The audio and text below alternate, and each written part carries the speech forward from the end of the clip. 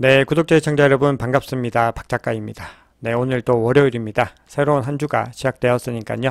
여러분들 이번 한 주도 힘차게 시작하시기 바랍니다.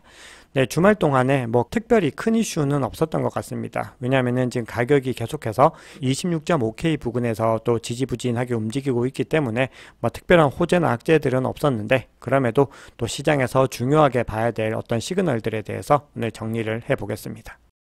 네, 오늘 영상이 도움이 되셨다면 구독, 좋아요, 알림 설정, 댓글 정중하게 부탁드리겠습니다. 네, 이번 주에는 거시경제 이슈 중에서는 가장 중요하다라고 할 수 있는 FOMC 정례 회의가 있습니다. 그래서 경제 전망을 발표를 하고요. 성명서를 내고 그리고 금리를 결정을 하게 됩니다.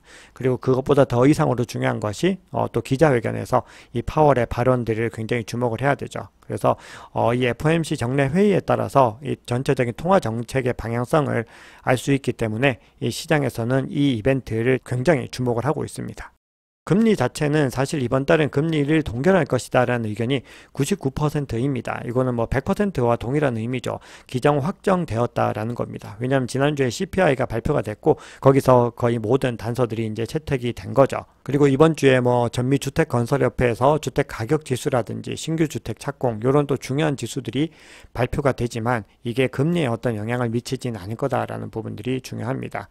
그런데 중요한 거는 이번에는 금리를 동결하지만 연내에 또 한번 추가적으로 인상이 될지 아니면 그냥 계속 동결로 올해가 마무리될지 11월 정례회의를 더 중요하게 시장이 바라보고 있는데, 지금 현재 시점으로는 역시나 동결할 것이다 라는 의견이 73%로 조금 더 많습니다. 근데 이건 아직까지는 의미가 없고요. 두 달 동안의 여러 지표들을 봐야 되고 이번 주에 파월이 또 어떤 발언을 통해서 앞으로 시장의 방향성에 대한 단서를 줄지를 주의 깊게 들어봐야 됩니다. 네, 블룸버그 데이터에 따르면은 이 비트코인과 나스닥 100 지수가 이 상관관계가 지금 0.4까지 상승을 한 상태입니다. 최대 1에서 마이너스 1까지인데요. 6월에서 7월까지만 해도 마이너스 0.1로 상관계수가 굉장히 낮았는데 지금은 비슷하게 움직이고 있는 모습들을 보이고 있습니다. 자, 그 이유는 거시경제의 중요한 이슈들이 굉장히 이 두 가지 자산군에 미치는 영향이 크다라는 거죠. 그런데 지난주에 나스닥이 금요일날 시장을 1.56% 하락으로 마감을 했거든요. 근데 거기에 비해서 상대적으로 비트코인을 비롯한 암호화폐는 조금 더 방어를 잘 해낸 것 같습니다. 그래서 상관관계가 높아지고 있다고는 하지만 역시나 비트코인을 비롯한 이 가상자산은 각자의 우리만의 정체성을 가지고 있는 어떤 특수한 자산이다라는 것들이 더 증명이 되고 있습니다. 네, 그럼 오늘 암호화폐 얘기를 좀 해볼 텐데요. 자, 오늘은요, 여러 가지 좀 데이터들을 통해서 지금 현재의 어떤 흐름들이 사이클과 거의 동일하게 가고 있는지, 그리고 앞으로 사이클을 통해서 반감기의 어떤 큰 이벤트들을 기대를 할 수 있는지, 약간 그런 부분들에 조금 더 집중을 해서 이야기를 해보겠습니다. 네, 비트코인 차트를 보겠습니다. 지금 계속해서 상승의 추세를 타고 있다가 이 시점부터는 다시 또 횡보하는 흐름을 가지고 가고 있습니다. 그래서 26.5K, 촬영 시점 기준으로는 26.5K인데요. 이 부근에서 계속 지금 오르락 내리락을 반복을 하고 있죠. 그래서 지금 이 구간을 지켜내고 특히 26K 상단을 지켜내는 것이 단기적으로는 굉장히 중요한 과제다라고 볼 수가 있습니다. 네, 어제 비트코인은 0.07% 하락, 사실상 횡보로 마감을 했고요. 이더리움은 0.67%, 그 외에 나머지 알트코인들도 1에서 한 3% 내외로 하락을 하면서 마감을 했습니다. 비트코인 도미넌스는 이틀 정도 하락을 했는데 어제 또 큰 폭으로 반등을 해서 촬영 시점 기준으로는 49.98, 거의 50%에 육박해 있습니다. 공포 및 탐욕 지수는 어제와 지금 현 시점 모두 다 46으로 유지가 되고 있고요. 지금 47일 기준으로 중립으로 전환되는 거기 때문에 현재는 공포 단계이지만 중립 전환을 거의 목전에 두고 있다고 볼 수 있습니다. 물론 새로운 악재에 의해서 이게 다시 더 깊은 공포 단계로 언제든지 갈 수가 있고, 투심이라고 하는 심리적 지표들은 굉장히 변동이 크기 때문에요. 이거는 일단 참고만 해주시면 될 것 같고, 대신에 상승 추세로 전환을 하기 위해서는 투심이 개선되는 것이 굉장히 중요하다, 이렇게 보시면 됩니다. 네, 그러면 CBD 지표를 보겠습니다. 네, 지금 가격대가 계속해서 지지부진하게 유지가 되고 있고요. 지금 보시면은 주말 동안에 여기에 매도벽이 굉장히 뚜렷하게 생성이 되어 있는데 이 매도벽을 뚫지 못하고 지금 계속해서 횡보의 흐름을 이어가고 있습니다. 자, 매수벽 같은 경우는 지금 25K 아주 희미하게 형성이 되어 있지만 뚜렷하게 형성된 매수벽은 여전히 존재하지 않습니다. 그리고 상단의 매도벽도 뚜렷하지 않고요. 여전히 30K와 32K에서 가장 뚜렷하게 형성이 되어 있습니다. 자, 그럼 고래들의 움직임 움직임을 한번 보겠습니다. 자, 가장 큰 규모의 갈색고래는 이 구간부터 계속 홀딩을 하다가 여기서 이제 진입을 했는데 같은 타이밍으로 두 번째로 큰 규모의 고래도 지금 함께 움직이는 모습을 보였습니다.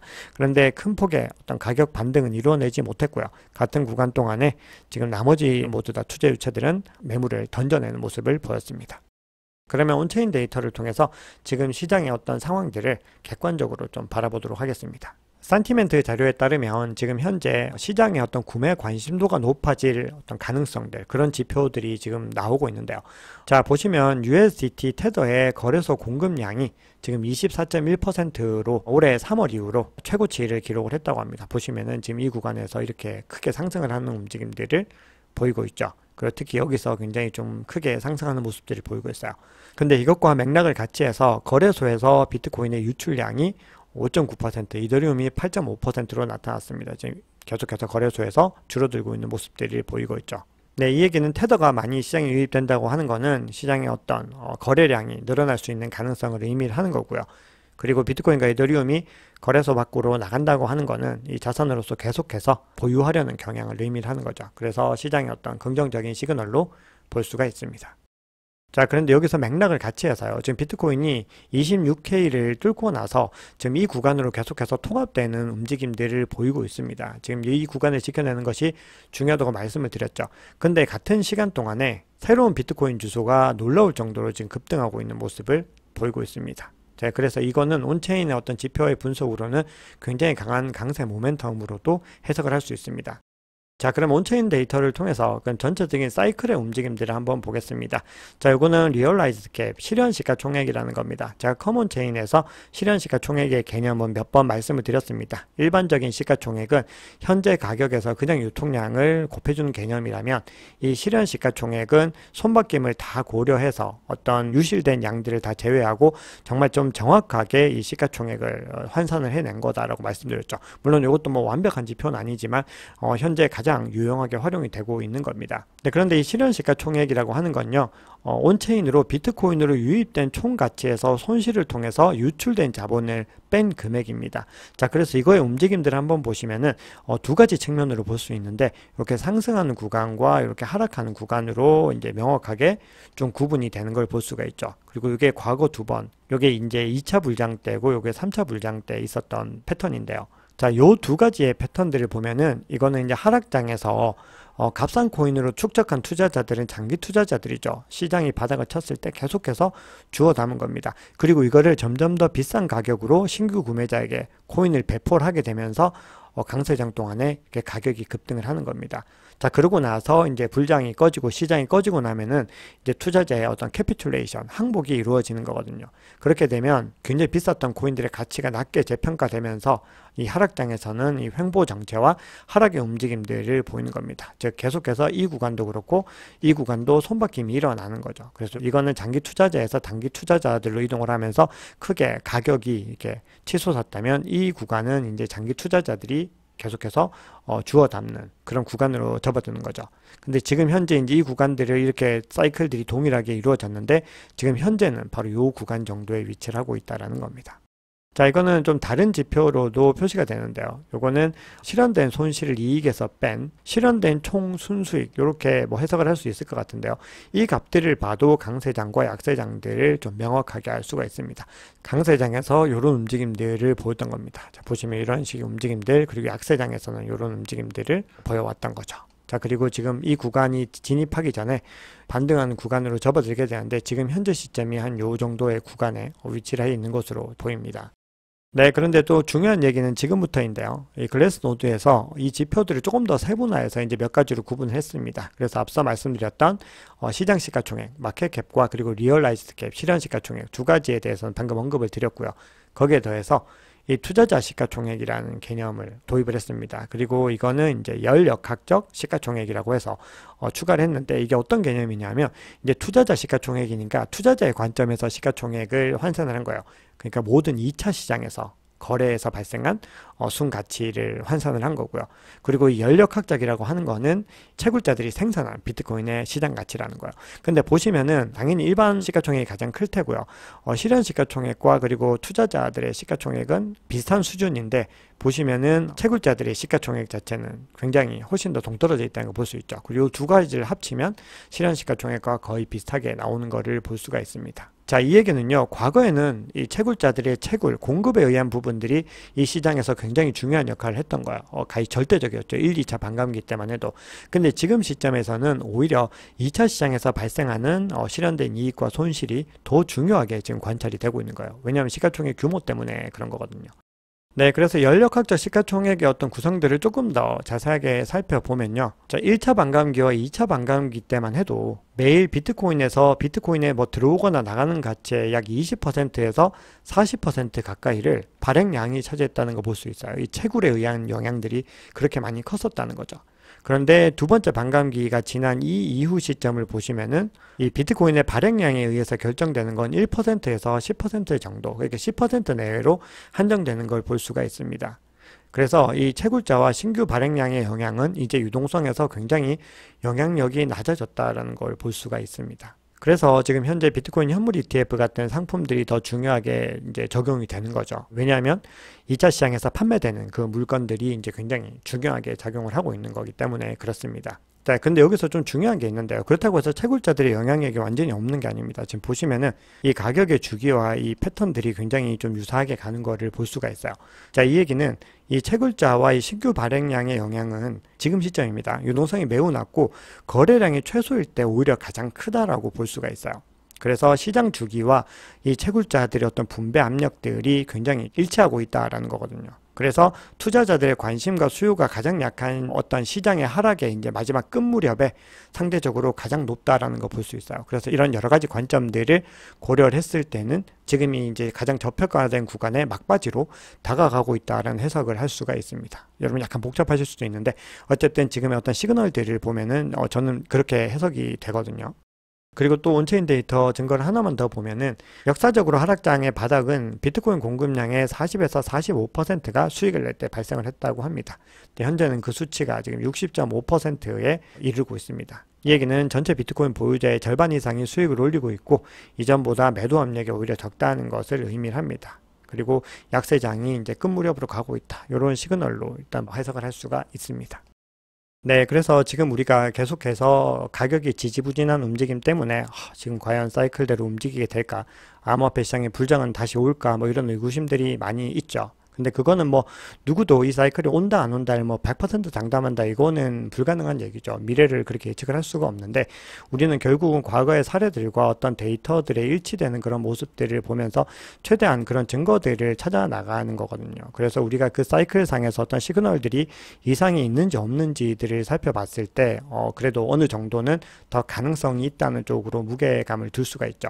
근데 지금 과거의 어떤 데이터들을 살펴보면은 그 사이클 상에서 변화들이 없이 그냥 사이클대로 흘러가고 있는 거는 분명해 보입니다. 그래서 이걸 가지고서 마지막 정리를 좀 해보면은 지금 계속해서 지지부진한 움직임을 가지고 가고 있지만 지금 현재는 재축적 기간이라고 말씀을 드렸습니다. 그래서 반감기가 이제 도래하는 그 시점, 그 이후로까지도 재축적 기간들을 계속해서 가지고 가야 되고 본격적인 상승은 반감기 이후에 6개월, 1년, 그리고 1년 반 이 사이에 굉장히 본격적으로 일어났던 거죠. 지금까지 과거의 사이클로 봤을 때. 그런데 이런 하락시장 동안에 이 가격에 이제 무감각했던 호들러들, 이 장기 투자자들이 축적한 이 코인들은요, 시장 강세 기간 동안에는 어마어마한 정말 파급력을 지니면서 분산이 이루어졌습니다. 지금까지 과거의 패턴으로는요. 그래서 이 재축적 기간을 지나고 나면 리얼라이즈드 프로핏이 정말 폭발적으로 상승을 했고 가격도 포물선을 그리면서 상승하는 모습들을 지금까지는 보여왔던 겁니다. 그래서 지금 가격이 지지부진하지만 어쨌든 우리는 인내심을 가지고 이 시장에서 계속 견디다 보면은 좋은 결과를 맞을 가능성이 높아진다. 그리고 그 이후에 알트코인 불장까지 이어졌을 때는 뭐 어떤 각자의 또 여러 가지 방식으로 수익을 추구를 해야 되겠죠. 그 상황들은 그때 되면은 제가 또 다시 말씀을 드리도록 하겠습니다. 네, 그래서 지금까지 어떤 과거 사이클로 봤을 때 지금의 어떤 흐름들은 어디에 와 있냐면은 지금 언더밸류와 헤비 언더밸류의 사이에 위치를 하고 있습니다. 그래서 이 구간에서 위치를 하고 있기 때문에 우리가 굉장히 마지막 구간까지 갔을 때는 요 헤비 오버밸류까지 도달하게 되면은 지금까지는 다시 하락장으로 접어들었다라는 걸 볼 수가 있습니다. 네, 그리고 렉트 캐피탈 같은 경우도 지금 삼각 수렴 패턴이 바로 지난 불장과 비슷하게 형성이 되고 있는데 제후 구간이 이제 반감기 구간인 거죠. 그리고 요걸 지나고 나서 이때부터 이제 본격적인 상승 랠리가 시작될 것이다라고 언급을 하고 있습니다. 네, 그러면 중요한 뉴스 몇 가지만 확인을 하고 단기적인 가격 주의 말씀을 드리고 영상 마무리하겠습니다.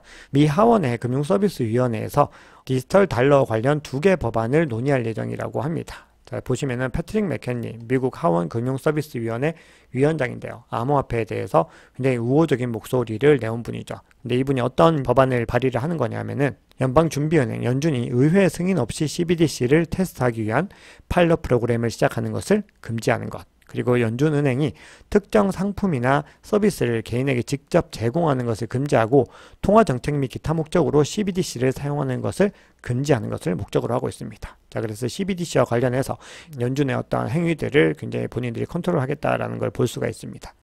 네, 유투데이에서요, 비트코인의 거래량이 비자를 지금 능가했다라는 기사를 내보냈습니다. 연간 거래량인데요. 자, 이거는 이제 조금 우리가 유의를 해야 되는데, 그냥 말씀을 드리면, 이 거래량이라고 하는 용어는 약간의 오해 소지는 좀 있을 수 있습니다. 비트코인의 경우에는 이제 지난해 네트워크 활동의 상당 부분이 이 사토시 단위에다가 고유 식별자를 할당하고 이미지를 추가할 수 있는 이 오디널스 프로토콜이 이제 나오면서 굉장히 트랜잭션이 늘어났는데, 그게 굉장히 많이 추가가 된 거예요. 그러니까 이 거래량이 늘어났다라고 하는 거는 굉장히 인상적이긴 하지만 이게 광범위한 어떤 소매 사용, 실제로 거래에 의한, 그러니까 그런 우리가 생각하는 결제 거래에 의한 트랜잭션과는 차이가 있다라는 거예요. 그래서 이 소매 사용이나 어떤 채택을 나타내는 것은 아닌데, 그럼에도 지금 비트코인이 거래량에서 비자를 능가한 것은 굉장히 중요한 사건이라고 볼 수 있는데, 왜냐하면은 분산형 네트워크의 영향력이 커지고 있다라는 걸 증명을 한 거거든요. 그렇게 됐을 때 지금 현 시점에서는 어떤 수요에 의한 그런 채택들은 아니지만 미래 금융 환경이 어떤 모습으로 변할지에 대한 어떤 그런 단서들을 제공했다는 점에서 이건 굉장히 큰 의미를 가진다라고 볼 수가 있습니다. 네, 그리고 지금 탈달러의 움직임들도 가속화되고 있습니다. 브릭스에 속한 이 인도가요, 20개국을 상대로 해서 달러 대신 루피와 결제를 지금 협상을 벌이고 있습니다. 그러니까 본인들의 어떤 루피 통화에 대한 입지들도 계속해서 지금 글로벌한 통화로서 활용되기 위해서 노력을 하고 있는 거죠. 그렇게 되면은 정말 이 통화에 대해서도 다국화가 가속화되고 계속해서 달러의 입지는 줄어들게 됩니다. 그럼 비트코인을 비롯한 이 암호화폐의 어떤 입지들도 계속해서 새로운 영역들, 본인들만의 어떤 확고한 영역들을 차지할 수 있게 되고요. 더 많이 인프라들이 확장될 수 있는 기반이 될 수 있겠죠. 네, 그러면 단기적인 가격에 대한 이야기를 좀 해보겠습니다. 시장의 많은 전문가들이 26K를 지금 지켜내는 것을 단기적으로 가장 중요한 과제다라고 얘기를 하고 있고요. 만약에 이 수준에서 하락을 하더라도 25,000달러, 그러니까 25K를 지켜내는 것이 그 다음으로 중요한 과제다. 이렇게 얘기를 하고 있는데요. 제가 자주 소개해드리는 코인텔레그래프의 라케시 우페드이의 관점을 보여드리면서 이 영상 좀 마무리를 하겠습니다. 네, 지금 비트코인이 9월 14일에 20일 지수 이동 평균선이 26.3K를 넘어서 상승을 했습니다. 그래서 매도 압력이 지금 줄어들고 있는 상황이죠. 그래서 지금 현 시점에서 굉장히 중요한 구간은 어디냐면은 바로 50일 단순이동 평균선, 이 구간을 빨리 수복을 하는 것이 중요합니다. 빨간색으로 표시된 거죠. 그래서 이게 27.2에서 27.4K 부근입니다. 그래서 이 구간을 지금 수복을 하게 되면은 이제 상승장으로의 어떤 단기 전환이 가능한데, 그 이후에 지금 27.6K에서 좀 강한 저항이 존재를 하고 있습니다. 그래서 그 영역을 뚫고 나면 지금 28.1K까지 도달할 가능성이 높다라는 거죠. 그래서 지금 매도세는 이 구간까지 가지 않도록 계속해서 적극적으로 방어를 할 텐데, 어쨌든 흐름들은 한번 지켜봐야 되는 부분이죠. 자, 그런데 이제 하락세가 만약에 이 매도세가 우위를 점하려면은 지금 이 파란색 선인 20 지수 이동 평균선을 수복을 했는데 이 아래로 가격을 떨어뜨려야 되는 부분들이 있습니다. 그래서 이걸 만약에 지금 떨어뜨리게 되면은 24.8K까지도 지금 다시 테스트할 수 있는 그런 문이 열려 있다라고 볼 수가 있죠.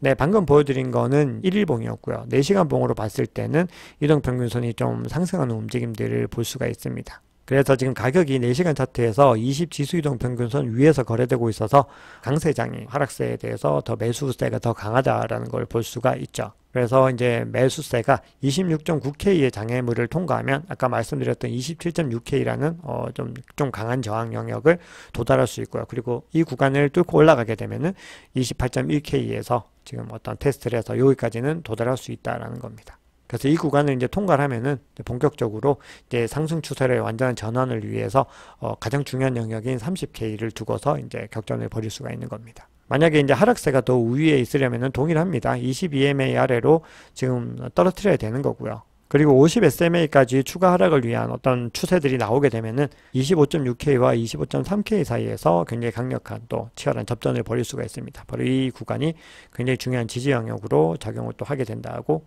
이야기를 하고 있습니다. 그래서 이런 중요한 구간들은요, 투자자 여러분들께서 알고 계시면은 투자에 도움이 되기 때문에요. 늘 좀 강조해서 말씀을 드리고 있습니다. 네, 오늘 준비한 이야기는 여기까지입니다. 여러분 오늘 영상이 도움이 되셨다면 구독, 좋아요, 알림 설정, 댓글 정중하게 부탁드립니다. 지금까지 박 작가였습니다.